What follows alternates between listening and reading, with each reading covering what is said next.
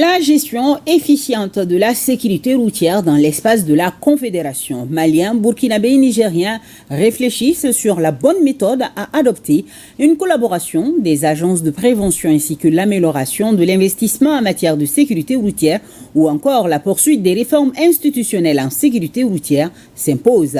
On en parle ici à Bamako et c'est Mamadou Fani qui nous fait le compte-rendu. L'insécurité routière est un souci commun aux États membres de l'AES. Une synergie d'action s'impose aujourd'hui aux services de sécurité routière du Mali, du Burkina Faso et du Niger pour limiter les conséquences de l'insécurité routière. D'où cette rencontre d'échange des services techniques investis de l'autorité de la sécurité routière de l'AES. L'organisation de la rencontre sur la prévention routière des experts de l'AES s'inscrit dans la dynamique de proposer une stratégie globale pour l'amélioration de la sécurité sur nos routes. Chacun des pays est appelé à présenter une communication sur le cadre institutionnel et législatif de la sécurité routière, en s'appuyant sur les textes de création et d'organisation, sur la politique ou la stratégie de sécurité routière et sur les données d'accidents de circulation routière. Le thème de cette rencontre est Ensemble pour la sécurité routière intégrée dans l'espace AES, un thème évocateur au moment où les statistiques de l'insécurité routière ne sont plus reluisantes en Afrique.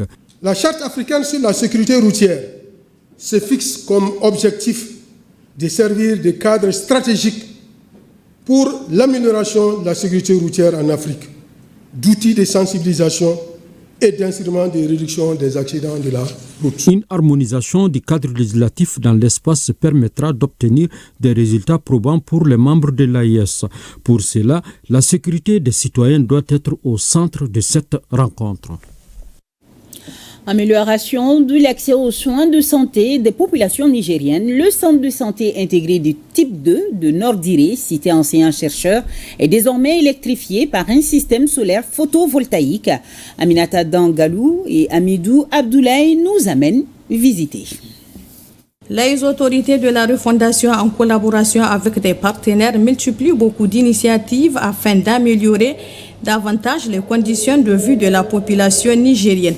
Dans ce cadre, le centre de santé intégré de type 2 de Nord-Diré au niveau de la cité des enseignants-chercheurs a été électrifié par un système solaire photovoltaïque d'un montant de 30 millions. Les équipements que nous venons de vous remettre, ce n'est pas que des objets, c'est un symbole d'espoir, un symbole de progrès qui contribueront certainement à l'amélioration du travail du personnel de santé et surtout à garantir des meilleurs soins pour nos concitoyens.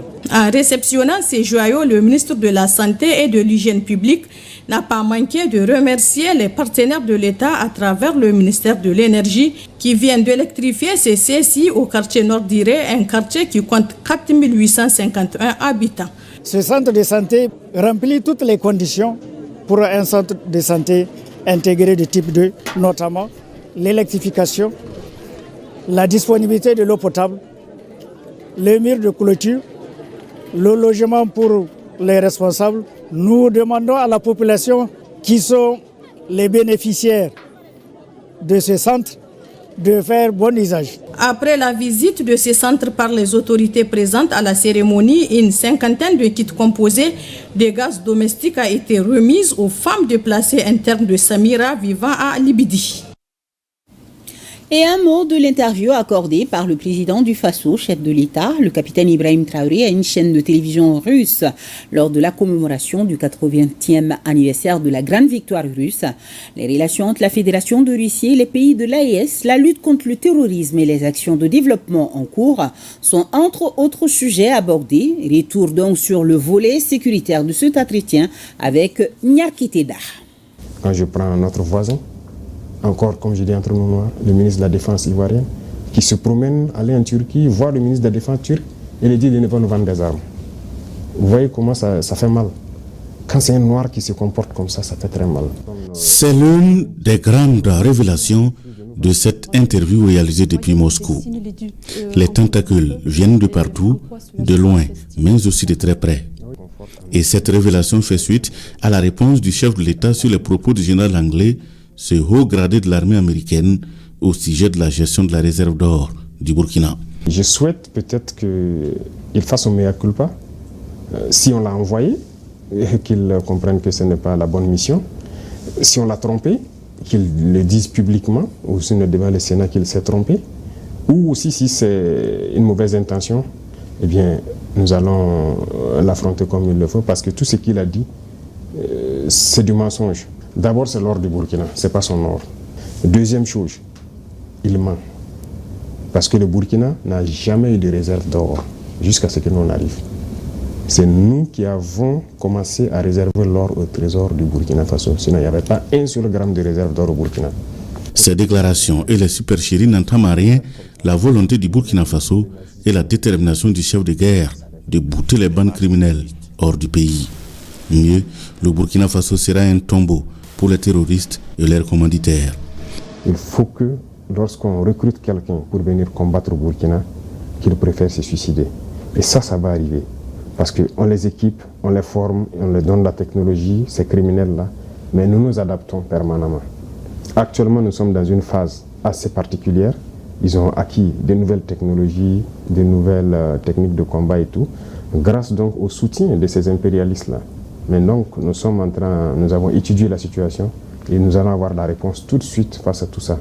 Donc, vous allez le voir, le terrorisme va finir, je ne veux pas donner un délai, mais le terrorisme va finir, et très vite.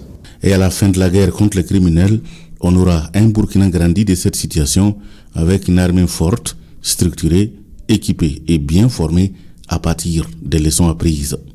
C'est en cela qu'il voit une similitude entre la Russie dans la Grande Guerre il y a 80 ans et le Burkina Faso aujourd'hui en guerre contre les terroristes.